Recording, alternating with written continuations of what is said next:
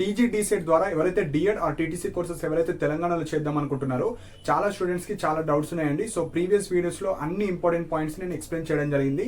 So చాలా మంది videos చూస్తలేరు, only comment section లో మీకున్న డౌట్స్ మాత్రమే మీరు పెడుతున్నారు. సో వీడియోస్ లో అన్ని మీరు ఏవైతే కమెంట్ సెక్షన్ లో ఉన్నాయో అన్ని ఆల్రెడీ వీడియోస్ లో చేశాను. సో మీరు చూడండి.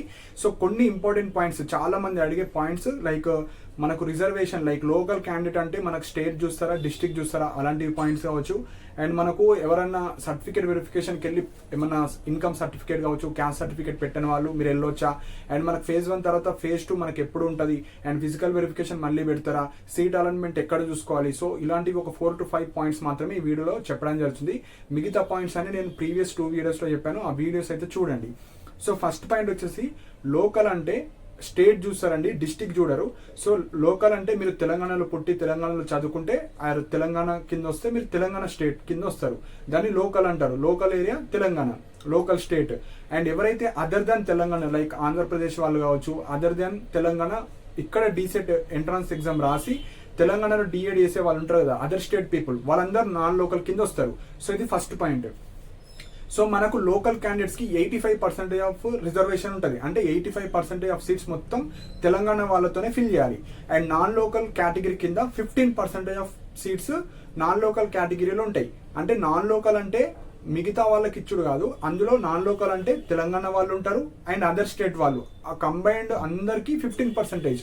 సో అందులో తెలంగాణ వాళ్ళు ఉండొచ్చు, ఏపీ వాళ్ళు ఉండొచ్చు, అదర్ స్టేట్ వాళ్ళు ఉండొచ్చు.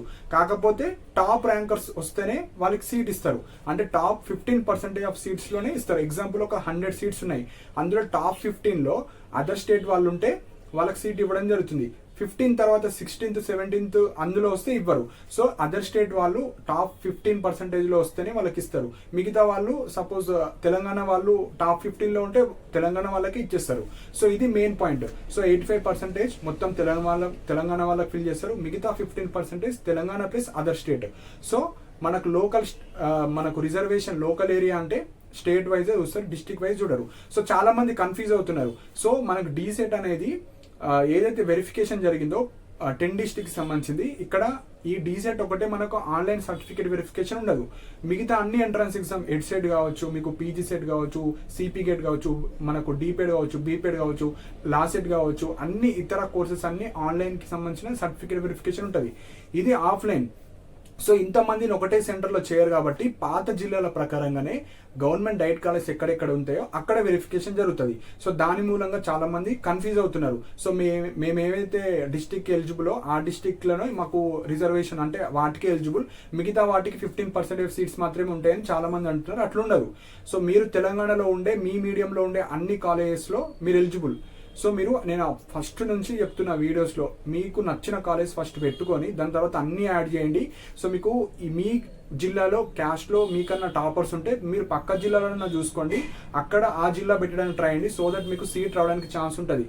అండ్ మన టెలిగ్రామ్ ఛానల్లో కూడా ప్రతి జిల్లా లైక్ పాత జిల్లాల ప్రకారంగా క్యాస్ట్ పరంగా ఇచ్చారు పీడిఎఫ్స్. సో అవి వెబ్సైట్లో తీసేశారు, మళ్ళీ చూసుకోండి. సో ఇంకా ఎవరైతే వెబ్ ఆప్షన్స్ పెట్టుకోలేరో ఆ విధంగా పెట్టుకోండి అని చాలా మంచిగా చెప్పాను. సో కొంతమంది యూటిలైజ్ చేసుకుంటారు, కొంతమంది యూటిలైజ్ చేసుకోలేరు. సో నేను అందుకే ఆ పీడిఎఫ్స్ అనేది చాలా చాలా ఇంపార్టెంట్ మీకు సీట్ అలాట్మెంట్ కోసం. సో ఇంకా ఎవరైతే పెట్టుకోలేరో అది చూసుకోవచ్చు. సో ఇది మెయిన్ పాయింట్. సో మీరు ఎన్ని వెబ్ ఆప్షన్స్ పెట్టారో అందులో నుంచి మీ కేటగిరీలో మీరు టాప్ ఎక్కడైతే ఉంటారో ఆ కాలేజ్ ఇవ్వడం జరుగుతుంది యాజ్ పర్ రిజర్వేషన్. ఎందుకంటే ఇక్కడ రిజర్వేషన్ రూల్స్ ఉంటాయి. సో మీరు బీసీలో BCA, BCB, CDE, EWS, SC, ST, so ఇలా ప్రతి కేటగిరీకి ఫిక్స్డ్ అమౌంట్ ఆఫ్ సీట్స్ ఉంటాయి. సో మనకి ఎలా అయితే జాబ్ రిజర్వేషన్ కావచ్చు, ఈ ఎంట్రన్స్ ఎగ్జామ్కి సంబంధించిన సేమ్ ఉంటాయి రిజర్వేషన్ పర్సంటేజ్. సో ఆ పర్సంటేజ్ ప్రకారంగానే సీట్ ఫిక్స్డ్ ఉంటాయి. ఓపెన్లో అందులో మీరు ఎస్సీ కావచ్చు, ఎస్టీ కావచ్చు, బీసీ, ఈడబ్ల్యూఎస్ ఎవరైతే టాపర్స్ ఉంటారో ఓపెన్ కేటగిరీలో వెళ్ళిపోతారు. మిగతా మీ క్యాస్ట్ రిజర్వేషన్లో మీరు మాత్రమే ఉంటారు. సో ఇవి మెయిన్ పాయింట్స్. సో అందుకే మీరు వెబ్ ఆప్షన్స్ అనేవి ఎక్కువ పెట్టడానికి ట్రై చేయండి ఎవరికైతే సీట్ వచ్చిందో. సో నేను ప్రతి వీడియోలోనే చెప్తున్నాను, వెబ్ ఆప్షన్సే ఇంపార్టెంట్ కీ రూల్. మీకు మంచి ర్యాంక్ వచ్చి 2, 3 ఒకటి కాలేజ్ పెట్టి అసలు మీ మీడియంలో కాలేజెస్ లేకపోతే మీకు సీట్ అనేది రాకపోవచ్చు. ఎందుకంటే అక్కడ రిజర్వేషన్ ఉంటుంది. మీ క్యాస్ట్లో మీకు ఎన్ని సీట్స్ ఉన్నాయి అది చూడాలి, ఓవరాల్ సీట్స్ కాదు. సో ఇవి మెయిన్ పాయింట్స్. సో phase 1లో ఎవరైతే ప్రాపర్గా పెట్టలేరో మీరు phase 2లో అయినా ప్రాపర్గా వెబ్ ఆప్షన్స్ పెట్టడానికి ట్రై చేయండి. సో ఇది వెబ్ ఆప్షన్స్ అండ్ రిజర్వేషన్ గురించి.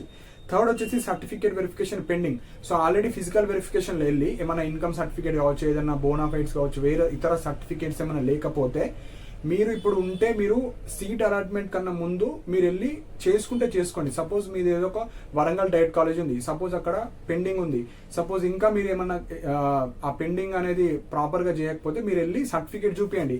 సపోజ్ వాళ్ళు యాక్సెప్ట్ చేస్తే మీకు కనీసం ఫేజ్ 2లో అయినా మీకు ఎలిజిబుల్ అవుతారు.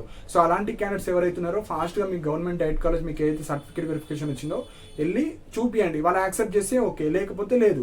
సో ట్రై చేయండి. పక్కా తీసుకుంటారని చెప్తలేను, కానీ ట్రై చేయండి. ట్రై చేస్తే కనీసం ఫేజ్ 2లో అయినా మీకు ఛాన్స్ ఉంటుంది. సో మీ యొక్క గవర్నమెంట్ డైట్కి వెళ్ళండి. ఇన్కమ్ కావచ్చు, క్యాస్ట్ కావచ్చు, ఇంకా కొంతమంది అప్డేట్ చేసుకోలేరు. అప్డేట్ చేసుకోకపోతే అప్డేట్ చేసుకోవచ్చు మీ యొక్క వెరిఫికేషన్ డైట్ కాలేజ్కి వెళ్ళి. సో ఇవి మనకు certificate verification. So seat allotment గురించి అడుగుతున్నారు, ఎక్కడ చూసుకోవాలని. అన్ని వెబ్సైట్లోనే పెడతారండి. సో మనకు సీట్ అలాట్మెంట్ వచ్చేసి as per schedule 20 June. So మనకు 10 AM to 3 PM కావచ్చు, 5 PM వరకు వెబ్సైట్లో అప్డేట్ చేస్తారు. ఫేజ్ 1 సీట్ అలాట్మెంట్ అని మీకు ఇస్తారు అక్కడ వెబ్సైట్లో. మనకి ఏవైతే కాలేజెస్ కావచ్చు ఆ లిస్టులన్నీ పెట్టారు కదా, అదే దాంట్లో మీకు ఫేజ్ 1 సీట్ అలాట్మెంట్ కావచ్చు అక్కడ ఇస్తారు. సో అది క్లిక్ చేయాలి. క్లిక్ చేసిన తర్వాత జస్ట్ మీ హాల్ టికెట్ నెంబర్ ఎంటర్ చేస్తే సీట్ అలాట్మెంట్ అయిన వాళ్ళకు కాలేజ్ నేమ్ పడుతుంది. గవర్నమెంట్ డైట్ కాలేజా, ప్రైవేట్ కాలేజా, ఏ డిస్టిక్లో ఉంది కాలేజ్, జస్ట్ అది పడుతుంది. సో అది పడితే మీకు సీట్ వచ్చినట్టు. మీరు హాల్ టికెట్ ఎంటర్ చేసిన తర్వాత నాట్ అలాటెడ్ ఇన్ ఫేజ్ 1 అని పడుతుంది, అప్పుడు సీట్ రానట్టు. సో అది మీరు వెబ్సైట్లో చూసుకోవచ్చు సీట్ గురించి. సో 20 జూన్ వెబ్సైట్లోనే వస్తాయి. సో ఫీజ్ డీటెయిల్స్ కూడా అదే రోజు చూసుకోవచ్చు. జస్ట్ మీరు ఆన్లైన్ సెల్ఫ్ రిపోర్టింగ్ అని క్లిక్ చేస్తే గవర్నమెంట్ కాలేజ్ వస్తే ఎంత ఫీజు ఉంటుంది, ప్రైవేట్ కాలేజ్ అయితే ఎంత ఫీజు ఉంటుంది చూపిస్తుంది. గవర్నమెంట్ కాలేజ్ వస్తే 2300 రూపీస్, 2400 రూపీస్ అట్లా ఉంటుంది.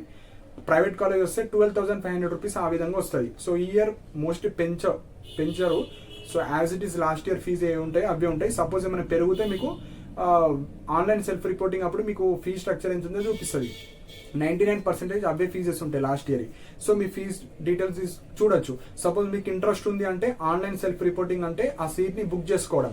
ఆ అమౌంట్ ఎంత అయితే ఉందో అది పే చేస్తే మీకు ఆన్లైన్లో బుక్ అయిపోతుంది. సో కాలేజ్ ఓకే నాకు నచ్చింది అనుకుంటే కాలేజ్కి వెళ్ళి సర్టిఫికేట్స్ మీరు ఇచ్చేయండి, జాయిన్ అయిపోండి ఫస్ట్ ఫేజ్లోనే.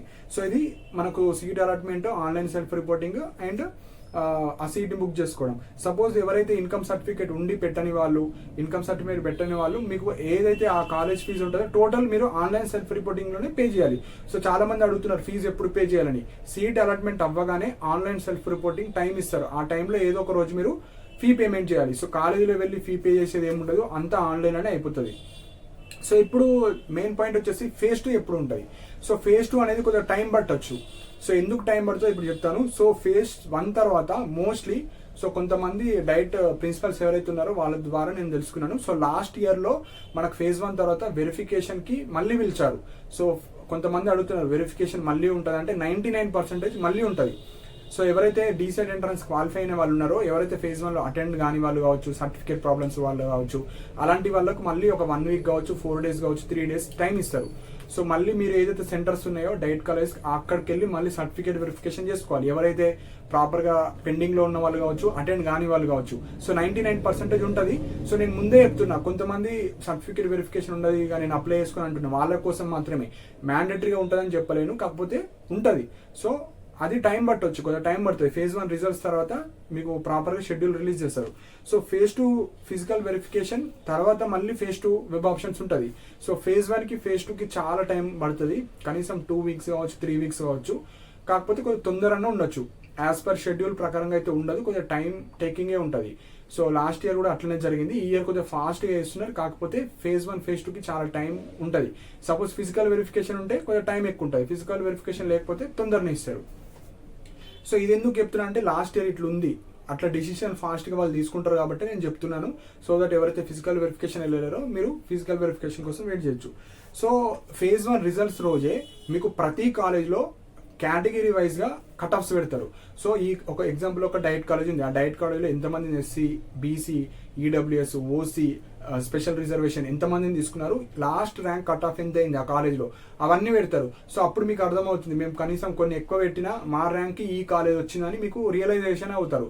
సో అందుకే నేను చాలాసార్లు చెప్పాను, డిఎడ్ సీట్ అనేది చాలా కష్టమైపోయింది ఈ ఇయర్ ఉన్న కాంపిటీషన్లో. మీరు మీ జిల్లా పెట్టిన తర్వాత మీకు నచ్చిన కాలేజ్ పెట్టిన తర్వాత మిగతా అన్ని పెట్టేసేయండి అని చెప్పాను. కొంతమంది పెట్టారు, కొంతమంది పెట్టలేరు. సో మీ ప్రియారిటీ ఆర్డర్గా చూస్తారు, కింది నుంచి మధ్యలో నుంచి అట్లా ఏం చూడరు, ప్రియారిటీ ఆర్డర్గా చూస్తారు. కాబట్టి వెబ్ ఆప్షన్స్ చాలా చాలా ఇంపార్టెంట్ పాయింట్. సో అవన్నీ కట్ ఆఫ్స్ మీకు వెబ్సైట్లో పెడతారు. అండ్ phase 1 to phase 2 మీకు కాలేజ్ చేంజ్ అయితే phase 1 కాలేజ్ డిలీట్ అయిపోతాయి. సపోజ్ మీరు phase 1లో ఒక కాలేజ్ వచ్చింది, phase 2లో కొన్ని కాలేజ్ పెట్టారు, phase 2లో పెడుతున్నారంటే ఏంది, phase 1 కన్నా బెటర్ కాలేజ్ మాత్రమే పెట్టాలి. సపోజ్ phase 2లో మీ కేటగిరీకి మీరు పెట్టిన వెబ్ ఆప్షన్కి వేకెన్సీ ఉంటే phase 2 కాలేజ్ వస్తుంది. phase 1 అనేది వేరే వాళ్ళకి ఇచ్చేస్తారు. మళ్ళీ నాకు phase 2లో వేరే కాలేజ్ వచ్చి నాకు ఇది నచ్చలేదు, నాకు phase 1 కావాలంటే అట్లా ఇవ్వరు. సో phase 1లో ఒక కాలేజ్ వస్తే దానికన్నా బెటర్ కాలేజ్, దీనికన్నా బెటర్ కాలేజ్ ఏదైతే వెళ్దాం అనుకుంటున్నారో అవి మాత్రమే పెట్టాలి. ఎవరికైతే phase 1లో సీట్ రాని వాళ్ళు ఉంటారో కనీసం phase 2లో అయినా మీకు నచ్చిన కాలేజ్ పెట్టి, మీ జిల్లాలో ఉన్న కాలేజ్ పెట్టి, మిగతా జిల్లా మొత్తం తెలంగాణలో మీ మీడియంలు ఉన్నాయి అన్ని పెట్టేసేయండి. ఏదో ఒక కాలేజీలో సీట్ రావడానికి ఛాన్స్ ఉంటుంది. సో సీట్స్ చాలా తక్కువ ఉన్నాయి కాబట్టి ఎక్కువ పెట్టడానికి ట్రై చేయండి. సో ఇవి ఇంపార్టెంట్ పాయింట్స్ అండి. సో ప్రీవియస్ వీడియోస్లో అన్ని డౌట్స్ ఎక్స్ప్లెయిన్ చేస్తాను. ఇందులో ఏవైతే డౌట్స్ చెప్పని ఉంటే అందులో చూడొచ్చు మీరు. సో ఇంకా ఏమైనా డౌట్స్ ఉంటే మీరు కింద కమెంట్ సెక్షన్లో మెన్షన్ చేయండి. సో మీకు ఏమైనా ఇంకా ఏమైనా డౌట్స్ ఉంటే మీరు వెబ్సైట్లో హెల్ప్ డెస్క్ నెంబర్ ఉంటుంది, ఆ నెంబర్కి కాల్ చేసైనా మీరు కనుక్కోవచ్చు, వాళ్ళు కూడా చెప్తారు. సో ఇవి ఇంపార్టెంట్ పాయింట్స్ అండి. మీకు ఏమైనా డౌట్స్ ఉంటే కింద కమెంట్ సెక్షన్లో మెన్షన్ చేయండి. అండ్ ఇలాంటి అప్డేట్స్ కోసం మన ఛానల్ సబ్స్క్రైబ్ చేసుకోండి.